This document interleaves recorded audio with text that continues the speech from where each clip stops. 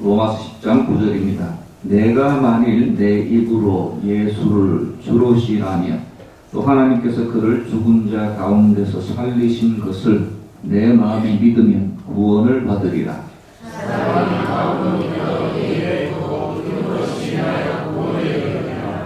성경에 이르되 누구든지 그를 믿는 자는 부끄러움을 당하지 아니하리라 하니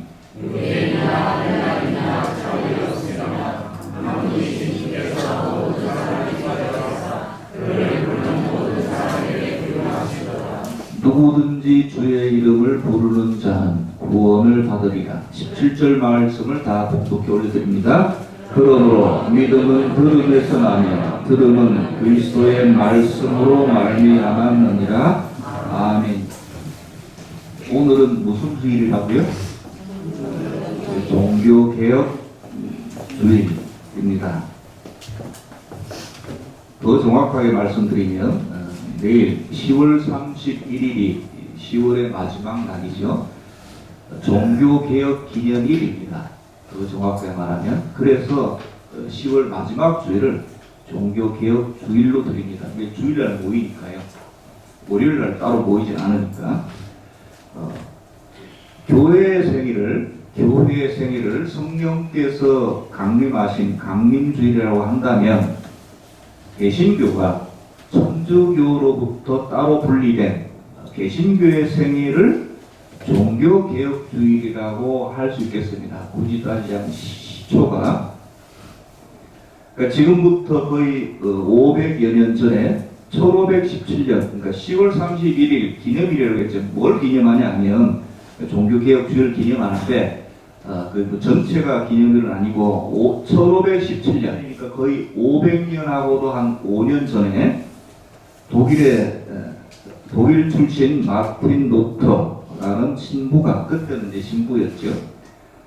비텐베르크라는 성당 그 전에는 다 교회죠. 성당이 따로 있고 교회가 따로 있는 것이 아니라 그 전에는 하나였으니까 성당 정문에 소위 말하면 대자보를 붙였습니다. 95개에 대한 조항을 붙인 날이 그 날이 1517년 10월 31일이었습니다. 이게 마틴 루터가 원래 특별한 날이겠다 생각해서 붙인 게 아니라 그냥 붙인 날이 1517년 10월 31일이었는데 그래서 그걸로 말미암아 뭔가 촉발이 되어서 이게 온 유럽이 불이 붙었고 뒤집어졌거든요. 그래서 이제 거슬러 가다 보니까 마틴 루터 선생님께서 이걸 붙인 날이 10월 31일이구나 해서 이제 그때부터 기념일이 이렇게 된 것입니다. 그래서 10월 31일을 종교개혁 기념일로 지키며 그래서 교회에서는 주일이 들어있는 10월 마지막 주일을 종교개혁주일로 지킵니다. 우리는 왜 그러면 종교개혁을 기념하며 지키는가? 여러분 제가 이렇게 오늘 종교개혁주일입니다 하니까 아실 분이 대부분이시죠. 뭔가 할로윈이 끝난 날 청년 같으면 서울에서는 이태원에서 큰일이 났는데 그런 날로 오히려 더 잘 알려져 있고 좀 오래되신 분은 10월의 마지막 밤 노래 부르는 그게 더 먼저 떠오를 텐데 교회에서는 이 종교개혁 주일이란 말이에요. 왜 우리를 지키느냐 매년 꼬박꼬박 간단합니다. 종교개혁 운동의 결과로 우리 개신교 교회가 탄생했기 때문입니다. 생겨났기 때문입니다. 그전에는 카톨릭, 캐톨릭이라고 하기도 하고 카톨릭 교회뿐이었습니다. 그러니까 부교뿐이었는데 그래서 간혹 카톨릭, 천주교 이거를 헷갈려 하시는 분이 참 많은데 대부분은 카톨릭은 영어, 천주교는 한글 혹은 한문으로 이렇게 같은 걸로 생각하시는 분이 많은데 좀 구분을 할 필요가 있습니다. 그리고 원래 교회를 그전에는 카톨릭이라고 했습니다. 그러니까 이 뜻이 뭐냐면 카톨릭이라는 뜻이 뭐냐면 하나의 보편교회라는 뜻이에요. 공교회라는 뜻입니다. 우리 교회는 또 천동에 있지요. 화민도에도 교회가 있습니다. 부산에만 있는 것이 아니라 대구도 있고 서울에도 있어요. 떨어져 있지만 모든 교회는 뭐다? 하나다, 이런 뜻이에요. 우리나라에만 교회가 있습니까? 일본에도 있고 중국에도 있고 미국에도 있고 유럽에도 있잖아요. 그러니까 이제 멀리 떨어져 있지만 분리되어 있지만 모든 교회는 예수 그리스도를 믿고 하나된 우리는 몸은 어쩔 수 없이 지역에 따라 인종에 따라 지역에 따라 따로 떨어져 있지만 우리 모든 교회는 뭐다? 가톨릭이다 이거예요. 하나의 교회다. 공교회, 보편교회다. 그래서 원래 교회라는 이름 뜻이 그랬습니다. 원래 이름이 가톨릭이었어요. 교회가 처치가 아니고 가톨릭이었는데 그러다가 이제 1500년까지 오다가 종교 개혁자들이 이제 반박문을 부침으로 말미암아 이제 그 결과로 구교와 신교가 이렇게 갈라졌지 않습니까? 갈라지고 나서 우리나라에 들어온 것이 이제 갈라지고 나서 천주교가 들어온 거잖아요. 그래서 천주교는 갈라지고 나서 캐톨릭을 말하는 거고 지금도 자기는 캐톨릭이라고 해요. 거기는 여전히 카톨릭이지만 갈라지고 나서 카톨릭하고 갈라지기 전에 카톨릭은 전혀 다르다.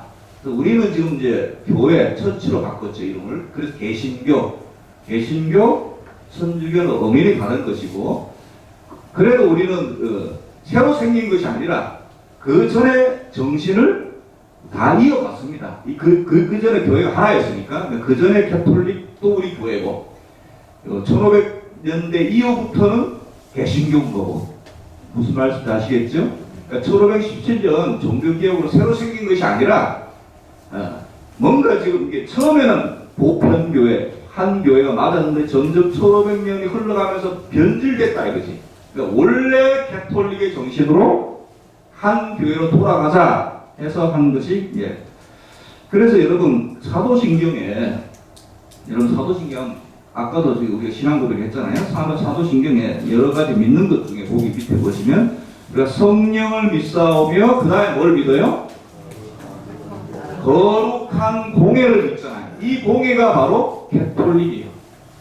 그러니까 우리는 뭐 성별에 따로 우리 필요에 의해 지역에 이렇게 모인 것이지만 사실은 인종 구분이 없이 나이 구분이 없이 성별 구분 없이 우리는 예수 믿음은 전부 다 하나다. 그 거룩한 공예를 믿는 거예요. 그래서 우리는 뭐 흑인이 됐든 백인이 됐든 나이가 많든 적든 남성은 다 뭐라고 해요? 형님이 아니라 형제, 여성은 자매라고 합니다. 혈액형이 J형으로 바뀌었어요. 지저스, J형으로. 그래서 형제, 자매라고 해요. 뭐 한 공교회를 믿기 때문에. 그러나 이제 뭐 지역에 따라 인종에 따라 편의상 이렇게 보이는 거지만 사실은 이 자리에도 원래 같으면 요새 뭐 필리핀 사람이든 무슨 사람이든 간에 남자든 여자든 간에 나이가 많든 적든 간에 한 자리에 모여서 예배드리는 게 사실은 가장 원래 의미의 캐톨릭 교회다. 이렇게 이야기 드릴 수 있겠습니다. 이렇게 종교개혁의 505년 전의 결과로 그 전에는 없었던 개신교회, 루터파교회 한번 들어보겠습니다. 루터파교회, 개혁파교회, 장로교회, 우리는 이제 장로교회죠. 제세례파교회 이런 것들이 이제 나타나. 그 나중에 감리교회, 오순절교회. 오순절교회는 좀 제일 늦게 생긴 이런 교회인데 다 같이 정통교회입니다.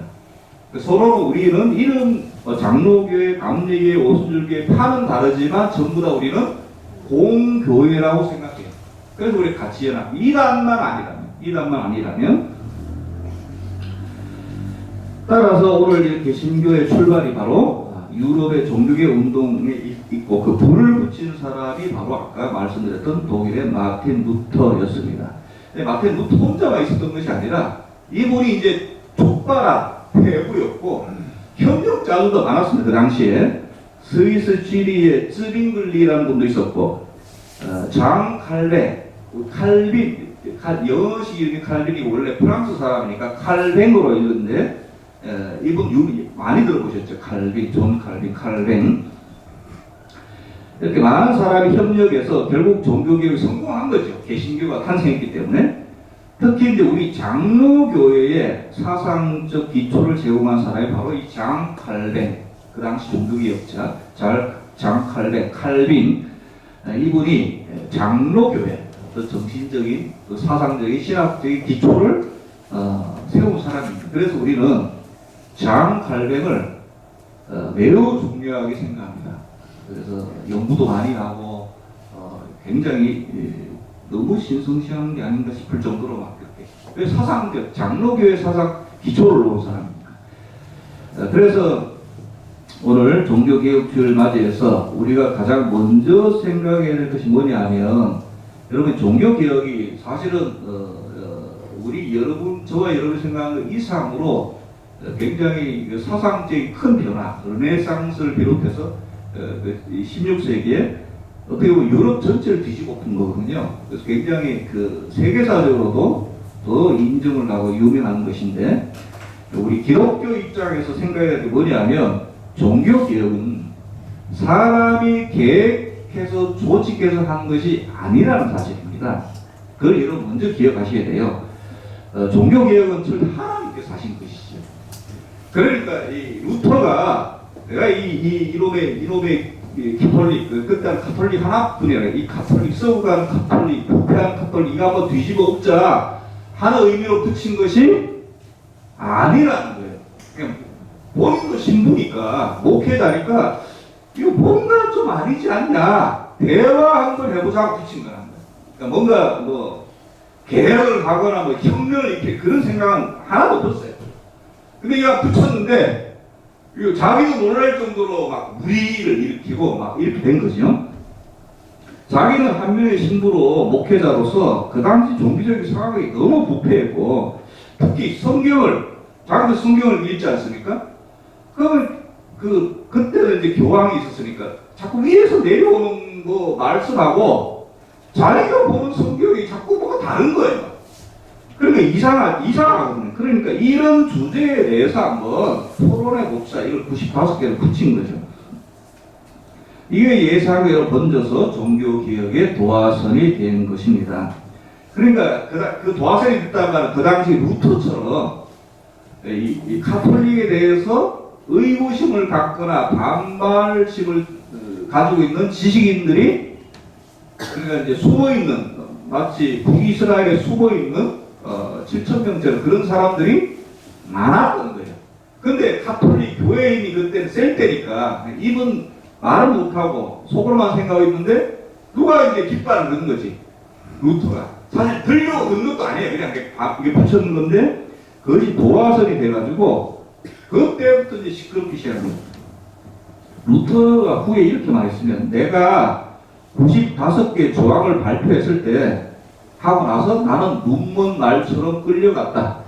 본인 의도하고는 다르게 그냥 질질 끌려가다 보니까 막 핍박을 받잖아요.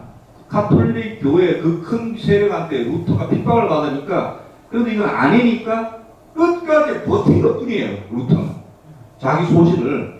그게 이제 뒤집어 엎은 도화선입니다. 그래서 예전에 저희 대학가에서는 뭔가 학교 내 행정이라든지 의구심이 있을 때, 어떤 교수님이 뭔가 이상하다, 학교 내 뭔가 그때 당시는 이 사회 군사 정권 시절이니까 이 대자보 같은 걸 많이 붙였어요.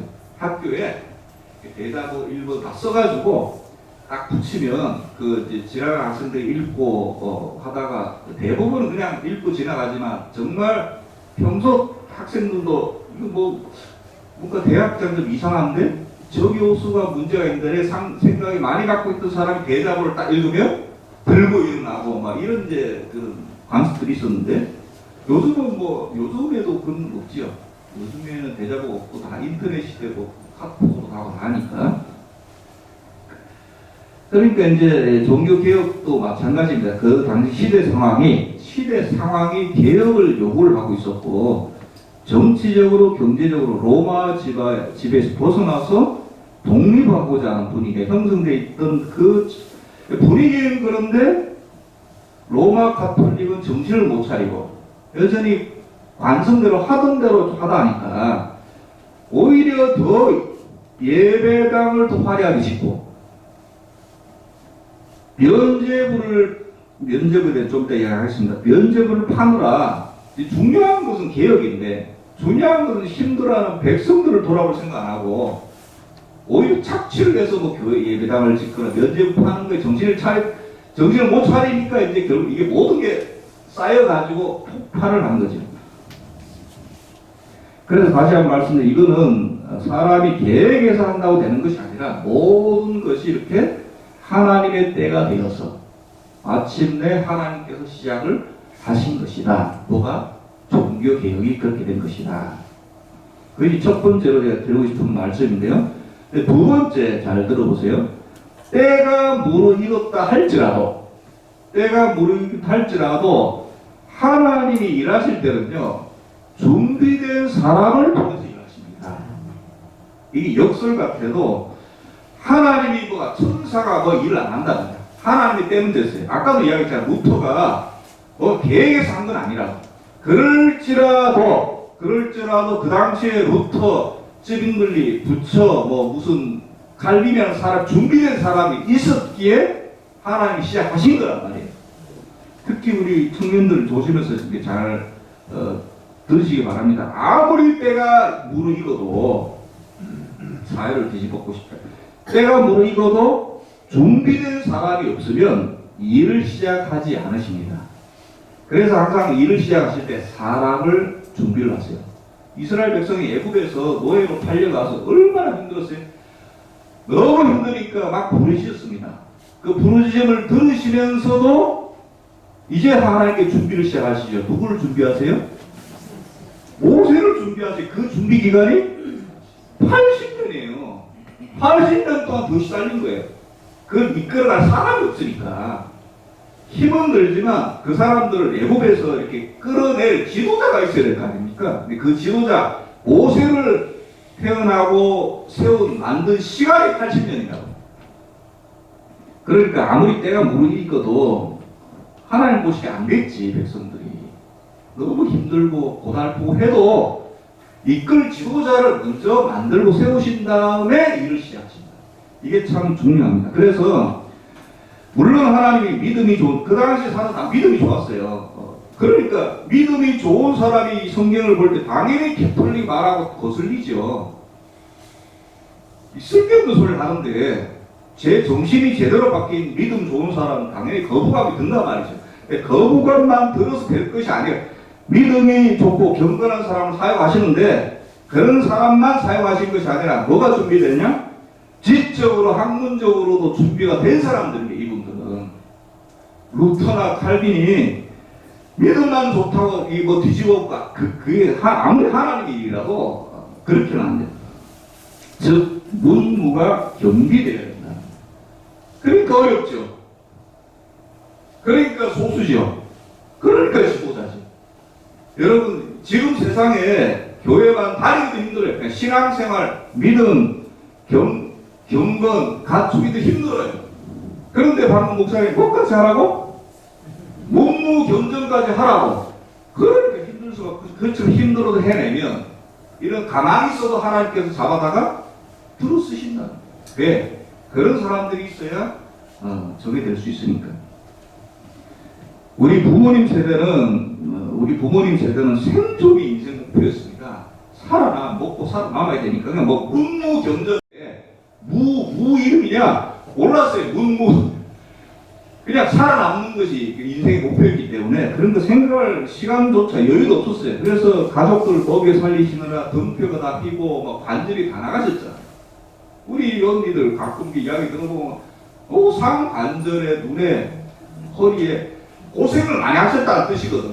그게 그러니까 그때는 뭐 문무겸전이 시간이 없어요. 근데 이제 부모님 세대들이 잘 닦아놨으면 뭐 지금도 힘든 건 마찬가지지만 그래도 조금 젊은 여러분들이 맞아 루터도 그랬지 칼빈도 그랬지 그러면 준비만 되면 하나님께서 크게 들어쓰실 줄로 믿습니다. 우리 동경 청년들 그런 귀한 청년들이 되기를 바라요. 신앙과 실력이 동시에 있어야 쓰신다. 여러분 종교개혁자들 아까 이야기했던 루터, 쯔빙글리, 부처, 칼백. 부처 하니까 또 생각나요. 옛날 신학교 시험 종교개혁자 이름을 3명 이상 써라 해서 어떤 학생이 부처라고 썼는데 그걸 고 학생 매긴 시험지 답안을 매긴 목사님이 이 장난을 기독교 신성한 시험 치는데 부처 이름을 썼다고 탈락시키고 있어요. 그러니까 그 목사님이 뭘 몰랐어요? 종교개혁자 이름 중에 부처가 있다는 것을 그러니까 부처님의 부처가 아니라 부처 이제 부처 이런 이름입니다. 그 제가 뭘 강조하냐면 이게 또 알아야 뭘 해먹지. 그런 뭐 웃지 않을 일이 실제로 있었더니 하여간에 이 공통점이 뭐냐 루터, 쯔빙글리, 칼뱅의 공통점이 뭐냐면 믿음은 당연히 둘째치고 언어에 해박한 분들이에요. 그 당시 철학 신학 헬라어 히브리어 구약 히브리어로 돼 있잖아요. 신약 헬라어로 돼 있잖아요. 그 당시에는 로마 카톨릭 신학이 당연히 로마 언어는 당연히 라틴어는 능통했고 신학 교부학에 달통한 사람들이에요. 그 종교 개혁자들이 믿음으로 불신지옥 믿음 뭐 천국 이것만 가지고 뒤집어 푼 게 아니란 말이에요. 루터는 또 기도의 사람으로 유명하는데 이런 말 남겨서 나는 바쁠 때 더 많이 기도한다. 그래서 우리는 루터 하면 기도의 사람, 강단 있는 사람으로만 생각하지 루터가 실력에 대해서는 잘 모릅니다. 루터가 굉장히 실력이 있는 루터가 종교개혁할 때 막 핍박받으니까 이리저리 많이 도망가셨거든요. 도망하시면서 한 일 중에 가장 귀한 일이 뭐라고 했습니까? 몇 번 소개해드린 것 같아요. 도망하면서 하신 일이 라틴어 성경을 이분은 출신이 독일이니까 라틴어 성경을 독일 성경으로 트랜슬레이션 번역한 일을 하셨어요. 뭐 하시면서? 도망다니면서 그 일을 하셨어요. 여러분 번역을 하려면 헬라어, 히브리어, 라틴어에다 자기 보고 독일어까지 발품을 해야 번역을 할 수 있습니다. 그냥 어중간하게 알아가지고 이게 번역이 안 됩니다.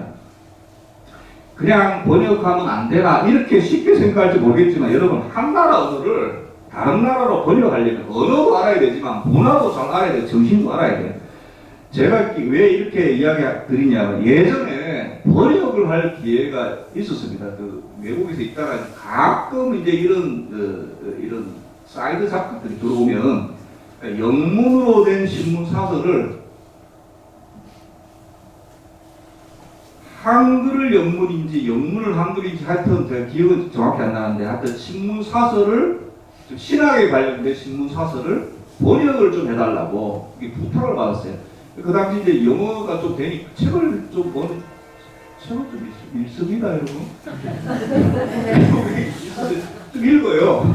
영어를 그러니까 읽고 대화도 되니까 좀 내가 이제 교만해진 거지. 그러니까 이제 번역을 영어 좀 알면 한글 당연히 아니까 번역이 쉽게 되는 거 아닌가 쉽게 생각했어요. 그러니까 2페이지밖에 안 되는데 일주일을 꼬박 여기 매달렸습니다. 다른 일 전혀 못하고 해보니까 정말 어렵더라고요. 번역한다는 게 그냥 뭐 영어만 좀 알고 한국어 2개 안다고 해서 중간하게 안다고 해서 이게 번역하려면 정확하게 해야 되잖아요. 그러니까 여러분 신문 제가 해봤으니까 알아요. 번역이 정말 힘들구나. 번역가 따로 있지 않습니까? 굉장히 그 고소득 직업입니다. 신문 사설도 그런데 성경을 번역한다 정확하게 해야 되잖아요. 그러니까 여러분 얼마나 고되고 지난한 일인지 이 능력이 없으면 실력이 없으면 안 돼. 칼뱅은 더합니다. 원래 이분은 명석한 분이었는데 전날 공부한 걸 항상 복습했다고 하시는데 거의 외우셨다고 해요. 그 나중에 이 논쟁을 할 때 교보의 어디 어른 책에 몇째 절에 있는 말인데 이걸 이렇다 하니까 신부들이 꼼짝을 못했다 합니다. 칼빈 이분이 또 그 당시에 최고의 역작이 칼뱅의 기독교 강요라는 책이거든요. 굉장히 어렵지만 그 당시 유럽의 캐톨릭의 사상계에 핵폭탄을 터뜨린 그 기독교 강요 때문에 굉장히 유명해진 분인데 칼뱅이 굉장히 유명해졌는데 그걸 하려면 어마어마한 지적인 능력이 아니고는 안 됐더라는 거죠. 그래서 여러분 그렇고 이게 두 번째입니다. 첫 번째는 이런 귀한 일은 하나님께서 때가 돼야 하시지 인간이 그 계획한다고 되는 것이 아니다. 두 번째는 그럼에도 불구하고 하나님께서는 누구를 통해서 하신다? 선교사를 훈련시켜서 부리시죠. 마찬가지입니다. 사람을 통해서 일을 하신다. 그래서 내가 준비만 된다면, 문무견전이 된다면 하나님이 내가 가만히 있으려고 해도 하나님이 잡아다가 일을 맡기신다. 모세가 그랬잖아요. 안 간다고. 가라. 능력도 줄게. 다 줘가면서 보내시잖아요.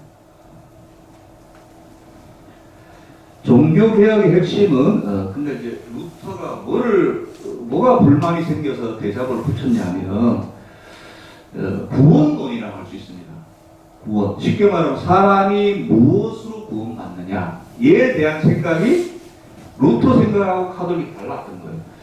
그러니까 여러분 사람이 어떻게 구원받을 수 있습니까? 네? 이거 알고 있지만 이거 방금 말씀하세요. 사람이 무엇을 구원받습니까? 믿음. 바로 나오잖아요. 바로 나올 수 있게 된 게 바로 이 루터 때문이에요. 루터 때문이에요. 그 전에 카톨릭은 믿음 이렇게 이야기 안 했거든요. 어떻게 사람이 구원받아 천국 갈 수 있느냐 이게 구원 아닙니까? 구원에 대한 생각이 달랐고 이 문제를 굉장히 고민했는데 그 당시 카톨릭은 우리가 예수 그리스도를 믿고 당연히 믿음에다가 당연히 예수 믿으니까 뭔 일을 해야 돼요? 착한 일, 선행을 해야 구원받을 수 있다 이렇게 가르쳤어요. 예수 믿는 믿음에다가 선행을 해야 구원받을 수 있다. 이 여러분 어떻게 들으면 당연한 거 아닌가? 우리 악한 짓을 하다가 회개하고 예수 그리스도를 믿으면 당연히 그런 이제 표가 나야 돼. 그게 선행으로 나타나잖아요. 그 예수 믿는 믿음에 선행으로 해야 구원받. 여러분 어떻게 들으면 당연하게 들릴지도 모르겠는데 이거를 현실에 세세하게 적용할 때 문제가 커집니다.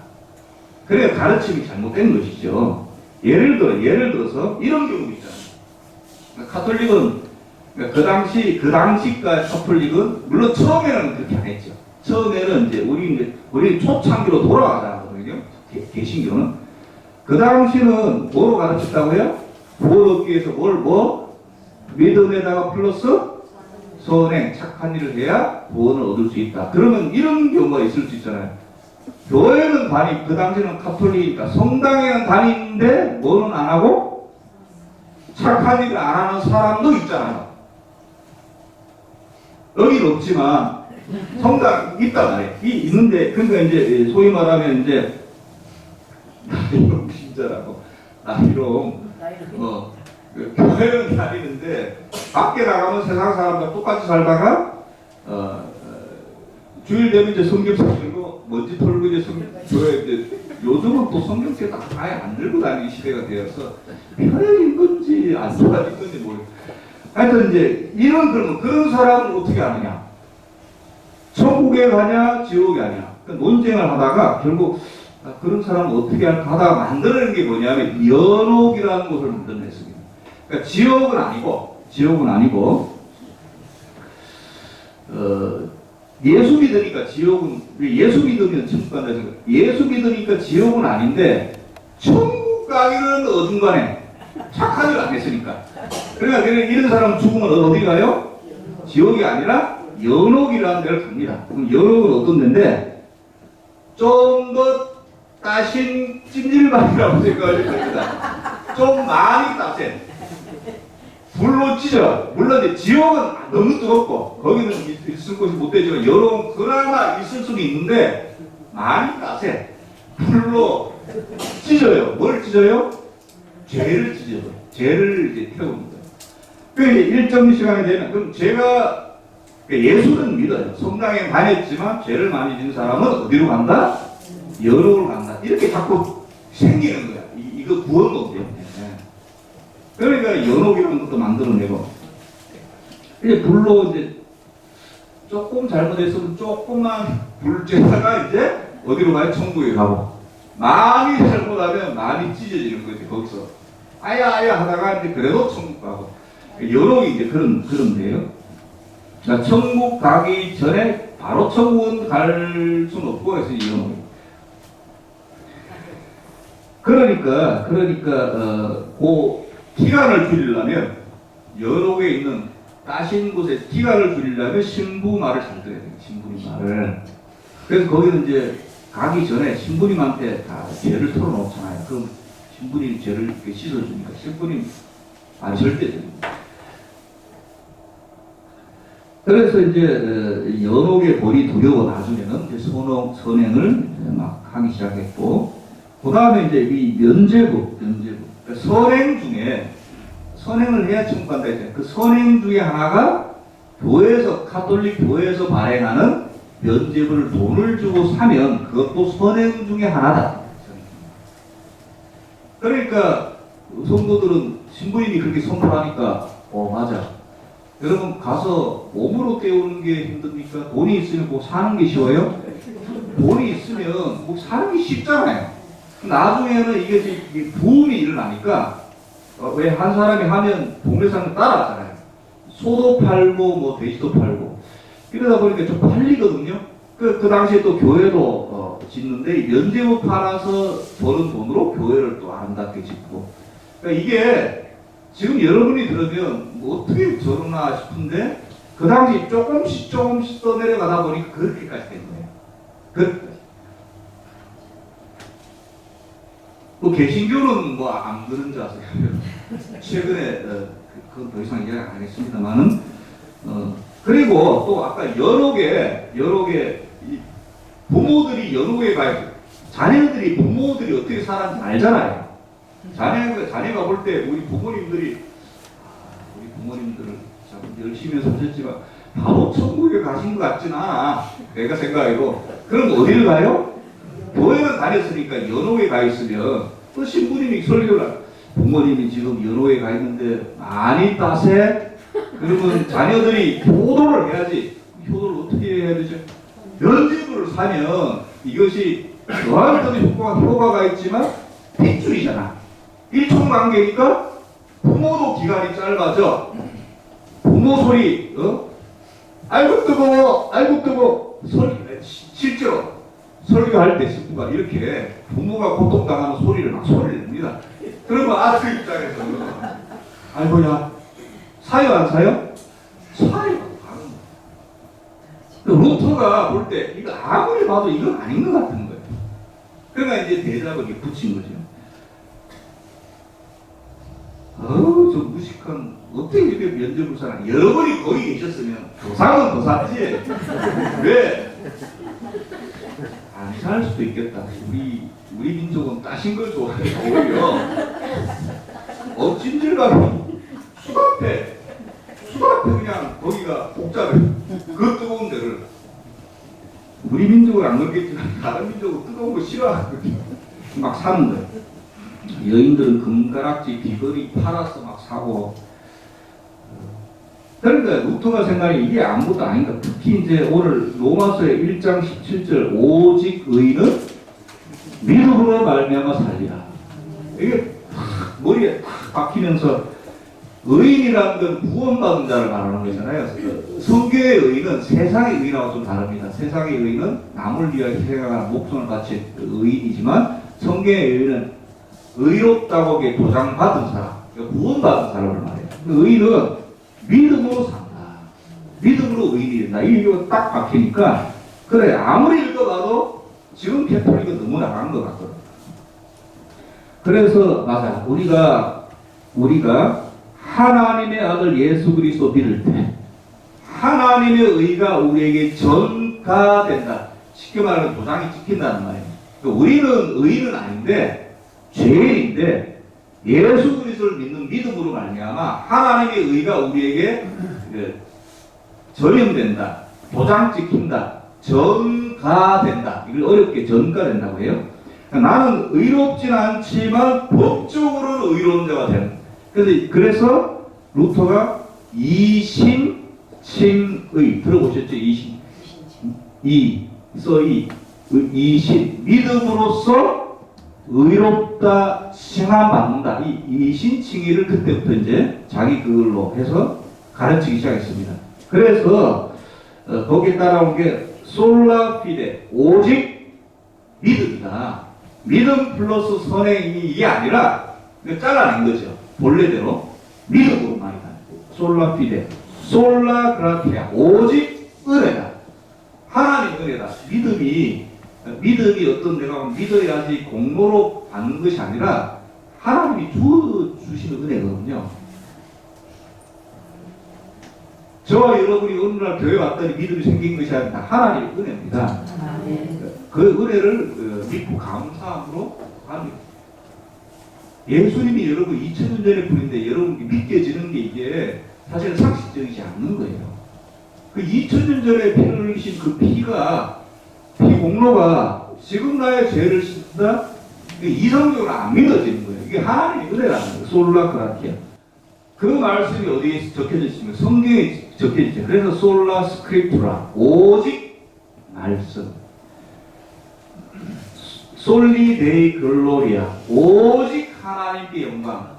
교황께가 아니라 하나님께만 영광. 이것이 이제 종교개혁의 주된 원리가 된 것입니다. 이런 이제 종교개혁해서 우리 교회에서는 돈으로도 못 가요. 믿음으로만 가는 나라? 하나님 나라. 이런 주일학교부터 노상 믿음만 이제 이야기를 하다 보니까 기독교가 뭐가 약해지냐면 행함이 약해지더라. 그러니까 종교개혁자들이 이제 한 건 맞아요. 성경에 맞는데 그때부터 시작해서 이제 500년이 지났잖아요. 개신교가. 믿음만 이야기하다 보니까 믿음만 있으면 천국 가니까 구원받고 천국 가니까 행함은 그냥 살아도 그냥 행함이 약해졌다. 이래서 다시 요즘 주장이 슬슬 나옵니다.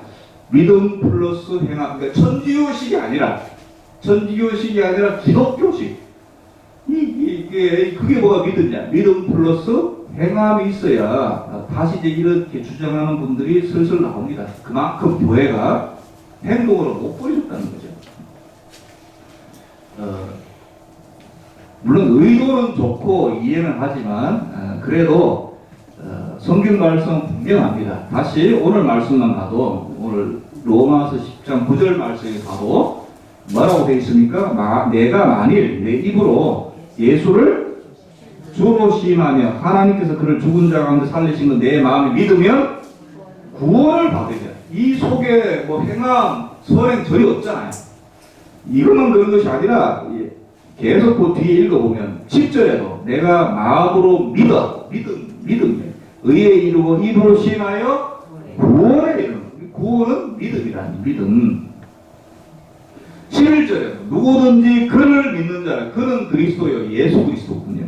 믿는 자는 부끄러움을 당하지 않는다. 지옥 가지 않는다는 말이죠. 13절에도 누구든지 주의 이름을 부르는 자는 구원을 받으리라. 이 루터가 이 사도 바울이 기록한 로마서에 딱 바뀌어가지고 믿음으로만. 그럼에도 아까 믿음 플러스 삶을 주장한 사람의 말이 일리는 있습니다. 특히 한국 교회는 믿음 문제가 아니라 윤리, 행함, 선행이 문제라고 말을 많이 하는데, 그러니까 믿음은 좋은데 윤리가 좋지 않다.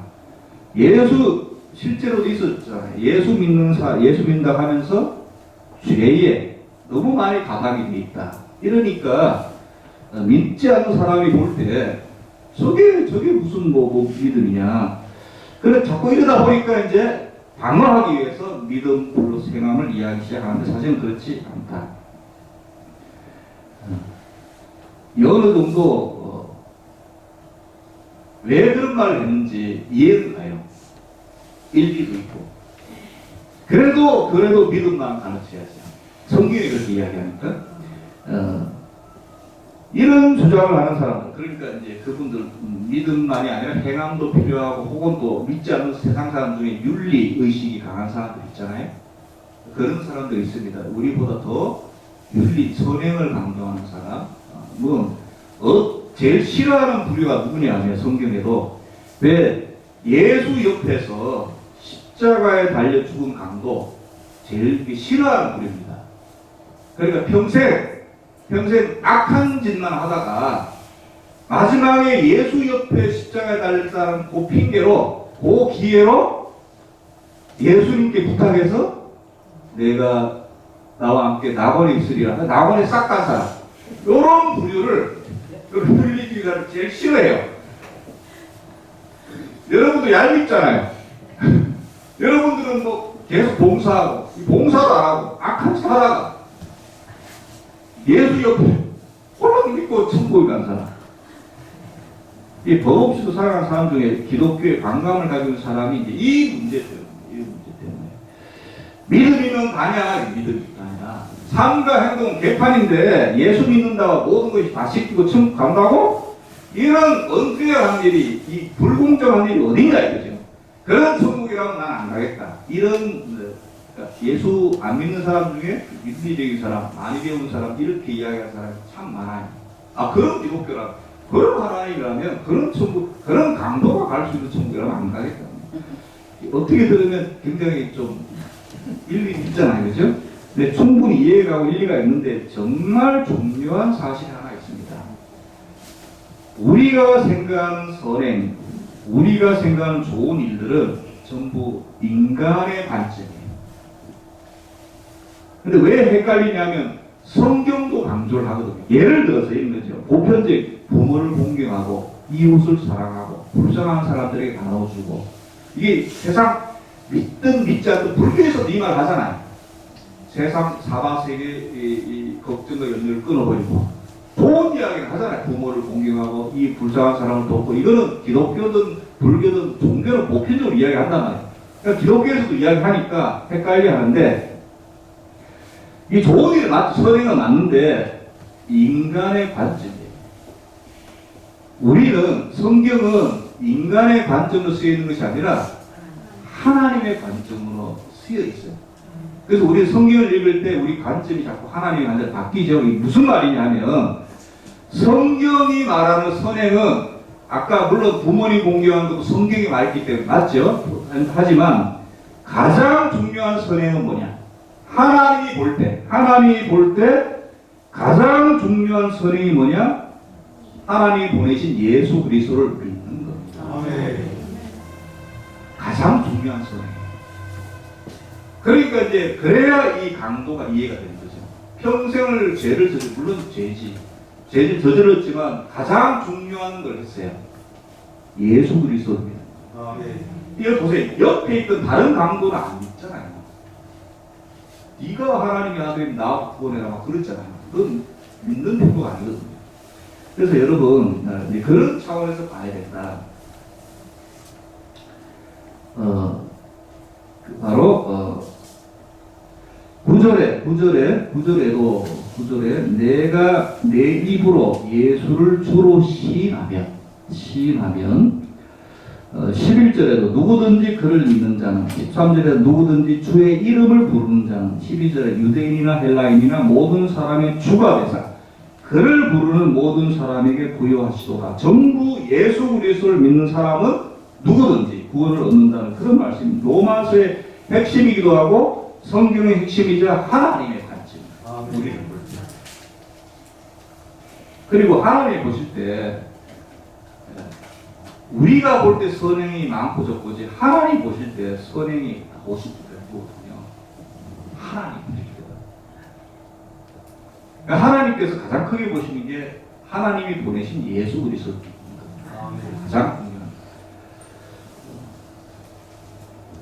그런 의미에서 선행은 물론 중요하죠. 믿음으로 의롭다함을 받은 사람이, 믿음으로 의롭다함을 받은 우리가 하나님의 은혜에 감사해서 행하는 것입니다. 아멘.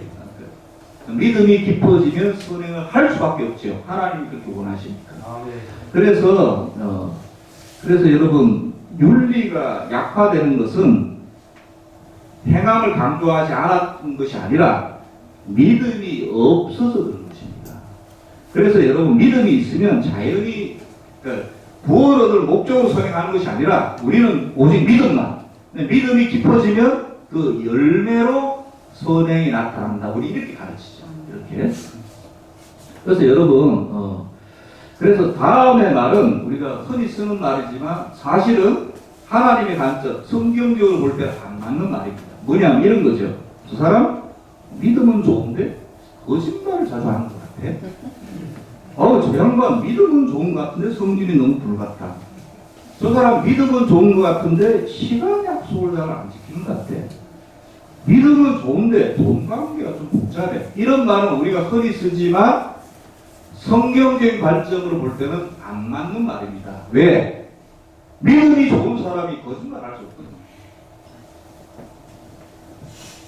믿음 좋은 사람은 약속을 잘 지킬 수밖에 없습니다. 왜? 신약, 구약, 약이 약속이거든요. 전부 약속이거든요. 이게 성경이. 근데 믿음 좋은 사람이 어떻게 약속을 안 지켜요? 그 말이, 우리가 흔히 쓰는 말이지만 사실은 말이 안 되는 말이에요. 믿음은 좋은데 돈 관계가 복잡하지 않습니다. 성경은 오직 사랑의 빛만 이야기하기 때문이에요. 가끔 교회 목사님들 만나서 이야기를 나눌 때 이런 생각을 가진 분들이 많아서 깜짝 놀랐는데, 예를 들어 이렇게 막 있다 보면 교회 빛이, 우리도 빛이 있기 때문에 한 말을 조심하잖아요. 우리 그래도 1년에 2번씩 계획을 해가지고 조금씩이지만 능력껏 갚아나가지 않습니까? 그래서 이게 어떻게 계획이 있으신가요, 목사님? 이야기 들어봐도 빛이 훨씬 많은데, 근데 그분 중에 이런 분이 있어요. 계획이 없어. 지금 이자 그때는 아니었지만 지금 이자 개수가 올라가지 않습니까? 어떻게 하려면 계획 그러면 어떻게 믿음이 참 좋으시네요. 어떻게 그런 거 하십니까? 했더니 이렇게 말씀하세요. 아니 조금만 버티면 예수님 재림하시면 안 갚아도 되는데 그거 세상 은행에서 빌린 돈 갚는데 뭐 걱정을 하냐고 이렇게 이야기를 하시는데 막 깜짝 놀라겠어요. 모르겠습니다. 저는 이게 도저히 어떻게 판단이 불가능해요. 믿음이 다른 건지 차원이 높은 건지. 제가 알고 있는 성경 말씀은 로마서 13장 8절 그 다음에 두 장만 넘겨보세요. 너희가 13장 8절 너희가 조차 무슨 빛 말고는 사랑의 빛 외에는 아무에게든지 아무 빛도 지지 말라 이렇게 말씀하셨는데, 이렇게 하면 또 여기 계신 분 중에 우리 집에 빛이 많은데 나보고 하시는 말씀 오해하지 마시기 바랍니다. 사업하고 장사하고 그렇게 살 때 왜 대출을 안 끼고 할 만한 사람 누가 있어요? 당연히 그렇다 보면 빚이 생기죠. 그래도 안 갚아도 된다는 생각은 아니잖아요. 어떻게 하든지 돈이 많이 벌어서 어떻게 하든지 해서 조금씩이라도 갚아나갈 계획이 있지 않습니까?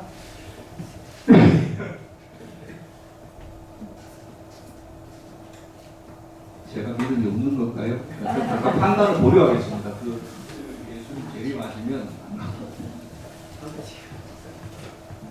재림은 나도 믿는데 재림 하기야 열심히 해서 다 갚았는데 딱 갚고 그날 밤에 예수님 재림하시면 억울할 것 같긴 해요.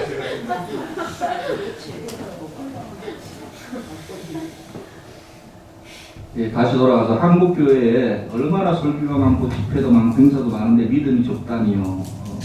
설교는 많은데 믿음이 적습니다. 왜 그럴까요? 믿음은 어디서 온다고요? 그 10장 17절 돌아가봅시다. 이거는 진리입니다. 10장 17절 믿음은 어디서 난다고요? 들음에서 나며 들음은 그리스도의 말씀으로 말미암았느니라 분명히 이렇게 선포하고 있습니다. 그러니까 지금까지 한국교회가 우리 성도님들도 그렇고 그리스도의 말씀을 많이 듣는 것이 아니라 목사의 이야기를 많이 들은 것이고 재밌는 이야기, 종교적인 이야기를 많이 들은 것입니다. 재미는 있는데 감동은 있는데 간증 같은 거 하면 우리 한국 분들 정이 많으니까 어려운 가운데 정말 했더니 하나님의 보호시 하면 할렐루야 아멘이 저절로 나오잖아요. 근데 집에 갔는데 그거 물으면 뭘 그런지 잘 모르겠어요. 은혜도 받고 한 것 같은데 뭘 남은 게 없어. 그리스도의 말씀을 듣지 못해서 그런 것입니다. 하나님 말씀을 듣지 못해서 그런 것입니다. 그래서 여러분 성경은 세상 사람들 두려워하지 말고 하나님을 두려워하라고 가르칩니다. 그런데 하나님을 두려워하는 마음이 없어요. 세상은 그렇게 두려워하면서 그러니까 하나님 두려워한 마음이 없으니까 계명도 잘 지키지 않고 쉽게 거짓말하고 사기치고 법을 어기고 윤리가 약해지는 것입니다. 결과적으로 복도 받지 못하는 것이죠. 그래서 여러분 오늘날 한국 교회가 바로 되고 한국 사회가 바로 되는 그 부흥하는 첫 길은 목회자가 하나님 말씀을 바로 전하는 것입니다. 아멘. 아멘. 그건 목사님이 알아서 하시지 뭘 설교를 하십니까? 맞아요. 그런 목회자가 되기 위해서 여러분 기도해 주시기 바랍니다. 목사 이야기하는 것이 아니라 물론 정말 하나님 말씀 선포하면서 성령께서 은혜 주셔서 감동받는 건 오히려 더 감사한 것이지만 감동 위주가 아니라 제대로 된 하나님 말씀, 성경에 있는 말씀. 그다음에 그것이 끝이 아니라 두 번째는 설교를 전하다 보면 이제 어느 정도 되면 성도의 반응들이 이렇게 눈에 들어오는데 주제에 따라 형식에 따라 받아들일 반응이 다릅니다. 여러분 모르시겠지만 그러면 아무래도 목회자는 반응이 좋으면 좋은 대로 이렇게 막 가게 되잖아요. 그렇게 되면 안 되는데 예를 들어서 엄마가 애들한테 좋아하는 반찬만 줄 수는 없잖아요. 애들 좋아하는 건 또 뭐 소세지, 뭐 햄 이런 것만 좋아하지 야채 이런 거 싫어하잖아요. 그렇다고 좋아하는 것만 주면 엄마가 어떻게 되겠어요? 애가 영양이 골고루 섭취해 야채도 줘야 돼요. 그래서 여러분 사도행전 17장 마지막 한번 보겠습니다. 사도행전 17장 10절에 봅시다. 사도행전 17장 11절에 보시면